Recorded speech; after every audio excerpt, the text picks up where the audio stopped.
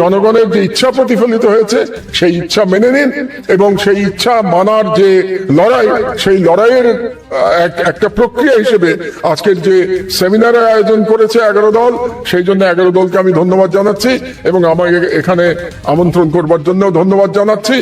জুলাই বিপ্লবের যে কোনো ইস্যুতে ইনশাআল্লাহ আমি ব্যক্তিগতভাবে এবং আমার পত্রিকা আপনাদের পাশে থাকবে।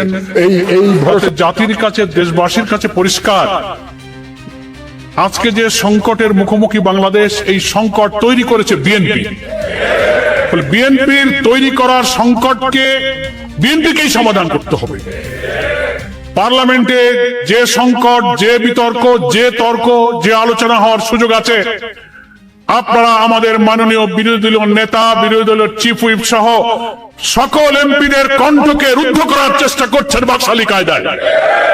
ফলে বাধ্য হয়ে আমাদের জনগণের রায়, গণভোটের রায় কার্যকর করার জন্য 5 কোটি মানুষ যে গণভোটে ভোট দিয়েছে, সেই জনগণের কাছে যাওয়া ছাড়া উই হ্যাভ নো অল্টারনেটিভ। আমাদের সেখানেই যেতে হবে, এটি আমাদের বিরোধী দলের নেতা বলেছেন। তবে আমরা অনুরোধ করব, জনগণের ভাষা বুঝুন।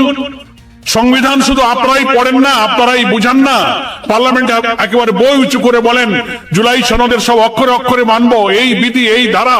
আজকে সংবিধান বিশেষজ্ঞ, রাজনৈতিক বিশ্লেষকরা চমৎকার করে আলোচনা করলেন।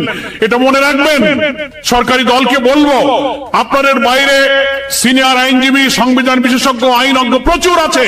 সেমিনার, গোল টেবিলের আলোচনার দিকে নজর দিন। আপনাদের বাইরে আছে এক বিরাট বাংলাদেশ, সেই বাংলাদেশ বলছে আপনাদের এখন রিয়ালাইজ করার সময় হয়েছে। কেবল গত পরশুদিন আইনমন্ত্রী, স্বরাষ্ট্রমন্ত্রী চিফ হুইপ বসে বলেছেন, হ্যাঁ গণভোট যেহেতু হয়ে গেছে তাই এটা বৈধ। প্রথম বলেছিলেন গণভোট বৈধ না, সংস্কার পরিষদ বৈধ না, প্রেসিডেন্টের অর্ডার বৈধ না। তো কেবল একটা বলছেন হয়ে গেছে তো বৈধ হয়েছে।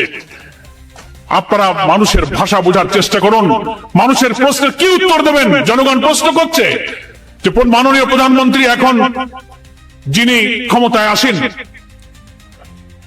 নির্বাচনের আগে তিনি উত্তরবঙ্গে আবু সাইদ মুগ্ধর কবর জিয়ারত করতে গিয়ে তো শেষ পর্যন্ত গণভোটে হার পক্ষে ভোট দিতে বলেছিল। মানুষ আমাদের প্রশ্ন করে, তাহলে প্রধানমন্ত্রী তো দেখলাম গণমাধ্যমে ভোটের দিন 12 ফেব্রুয়ারি উনি ভোট কেন্দ্রে ঢুকলেন। ভোট কেন্দ্রে ঢুকলেন মানে আপনি হাতে ভোট দিয়েছেন। যদি তা দিয়ে থাকেন, হাতে ভোট দেওয়ার অর্থ হলো 84টি সংস্কারের বিষয়ে, 47টি সাংবিধানিক সংস্কারের বিষয়ে আপনি হাতে ভোট দিয়েছেন, যে হাতে কোনো নোট অফ ডিসেন্ট ছিল না। আপনার আইনমন্ত্রী, আপনার চিফ হুইপ যারা কথা বলছেন, হাতে যদি ভোট দিয়ে থাকেন, তার অর্থ হলো আপনি সমস্ত সংস্কারকে মেনে নিয়েছেন। তা যদি মেনে নেন, তাহলে আপনি তার বিরুদ্ধে এখন কথা বলেন, ওটাকে অবৈধ বলেন, ওটা বেআইনি বলেন, তাহলে কি আপনি আপনার দেওয়া ভোটকে অস্বীকার করবেন? আত্মপরিচয়কে আপনি ভুলে যাবেন, আপনি নিজের সিদ্ধান্তকে ইগনোর করবেন। আর তা যদি না হয়, তাহলে আর একটা পথ আছে, পার্লামেন্টে আপনাকে এসে বলতে হবে যে না, আমি হাতে ভোট দেইনি। এখানে পরোয়ার সাহেব বলে গেছেন, বিএনপির অনেক নেতা মাঠে যখন গেল, তারা কি বলল? হা ভোটে ভোট দেবেন। এই সংস্কারের কারণটা কি ছিল? আমাদের যে ছেলেরা শহীদ হলো, সমগ্র দেশ আন্দোলন করলো কিসের জন্য? এই সংস্কারের জন্য, বৈষম্য দূর করার জন্য। এই বৈষম্য এবং সংস্কারগুলি করলে কি, বৈষম্য দূর করলে, সংস্কারগুলি করলে কি হয়? একটা দেশ একটা সিস্টেমের মধ্যে চলে আসে। দেশ কিন্তু ব্যক্তি চালায় না, একটা সিস্টেমের মধ্যে পড়ে গেলে সিস্টেমটাই দেশ চালায়। এখন আমরা কিন্তু সিস্টেমে যাইতে চাচ্ছি না। আমরা জানি এটা ভুল, কিন্তু সেটা আমরা গ্রহণ করতে চাচ্ছি না। আমরা জানি একজন জাজ হাইকোর্টের, তাকে যদি অ্যাপয়েন্টমেন্ট দেওয়া হয়, সেখানে যদি সব দলের নেতৃবৃন্দরা থাকে, প্রশ্ন জিজ্ঞাসা করে, তিনি যদি দলীয় লোক না হয়, তার বিরুদ্ধে যদি কোনো অভিযোগ না থাকে, নিশ্চয়ই তিনি জনগণের জন্য কাজ করবেন। আর যদি সরকার তাকে এককভাবে সেখানে নিয়োগ দেয়, তখন সে সরকারের পক্ষ হয়ে কাজ করবে।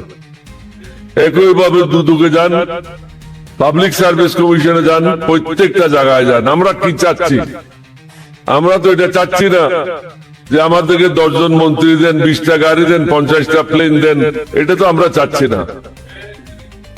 যে জিনিসটা ভুল আমরা করে চলেছি বিগত 50 বছর 52 বছর যাবত, এই ভুল থেকে আমরা বেরিয়ে দেশটাকে একটা সুন্দর পথে পরিচালিত করতে চাচ্ছি। 70% লোক অংশগ্রহণ করেছে, 30% লোক অংশগ্রহণ করে নাই। আপনি এটা না কি করে করবেন?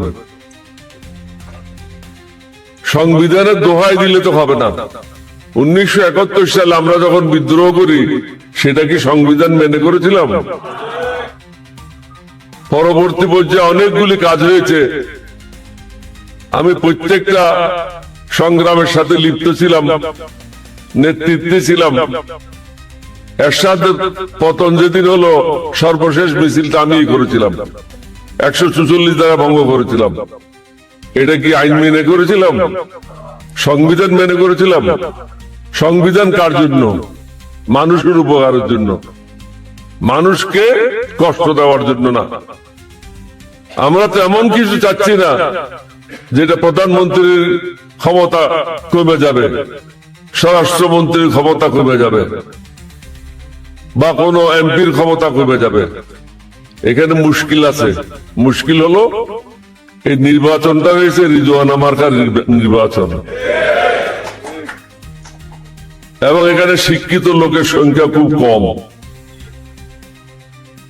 সংবিধান এরা অনেকে বুঝে না। সুতরাং 2-1 জনে যেটা বলে সবাই মাথা নাড়ে। এটা হঠাৎ আমার খেয়াল বললো, পাকিস্তানে ছিলাম 50 বছর 12 বছর, অনেক এমপি ইলেক্টেড হয়ে আসতো, লেখাপড়া জানতো না। অনেকে হুক্কা নিয়েও পার্লামেন্টে ঢুকতো। তো একজনে বললো যে ভাই তুমি তো ঘুমাচ্ছ। বলতো আমি ঘুমাচ্ছি, যখন হাত তুলতে বলো একটু টাকা দিও, আমি হাত তুলে নেবো। এখন এরকম হাত তোলার পার্লামেন্ট হয়ে গেছে। প্রধানমন্ত্রীকে চিন্তা করতে হবে যে যতই কিছু করুক না কেন, শেষ পর্যন্ত দায়ভারটা আপনার উপরে আসবে। এটার জন্য আপনি প্রস্তুত আছেন কিনা? আপনার মাও বলেছে সংবিধান ছুঁড়ে ফেলায় দাও, না বলে নাই? আপনার যে মহাসচিব আছে তিনিও বলেছেন, আপনার দলের অনেকেই বলেছেন। কেন বলেছেন? এখানে অনেকগুলি বৈষম্য রয়েছে। এই বৈষম্য দূর করলে আপনি নির্বিঘ্নে আপনার কর্মকাণ্ডগুলি চালাতে পারবেন। কিন্তু এখানে ক্ষতিগ্রস্ত হবে কিছু দুর্নীতিবাজ কর্মকর্তা কর্মচারী, যারা আপনাদেরকে করতে দিচ্ছে না। এখন যদি আপনি এটা না করেন তাহলে কি হবে? এফেক্টটা কি হবে?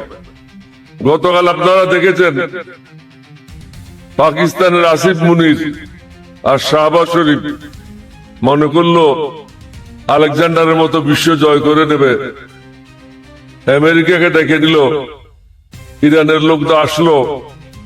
আসলে এটা তারা, আমেরিকার একটা পলিসি ছিল যে তারা হেরে যাচ্ছিল, 10-12 দিন সময় নিল আবার রিগ্রুপিং করার জন্য, প্রস্তুতি গ্রহণ করার জন্য।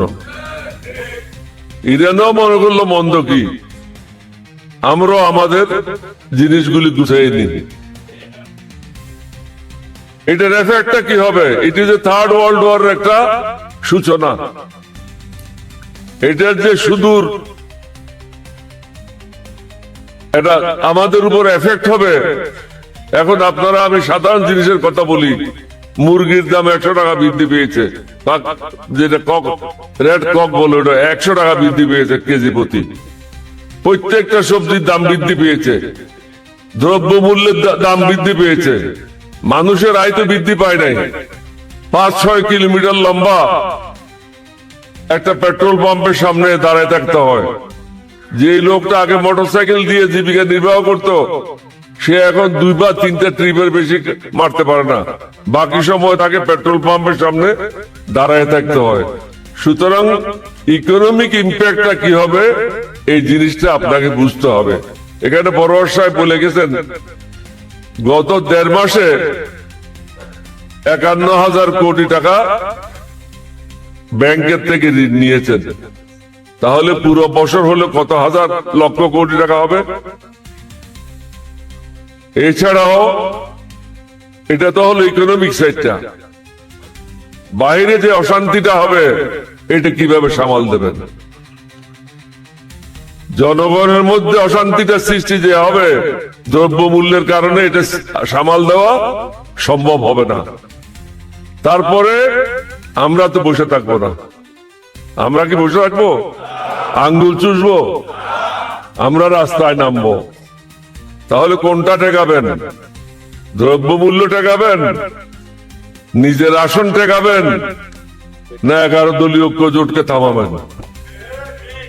11 দলীয় ঐক্য জোটকে ধাপে ধাপে রাস্তায় নামতে হবে, এটার বিকল্প নাই। সোজা আঙ্গুলে গিয়ে উঠবে না। আপনাদের সবাইকে ধন্যবাদ। বাংলাদেশ জিন্দাবাদ।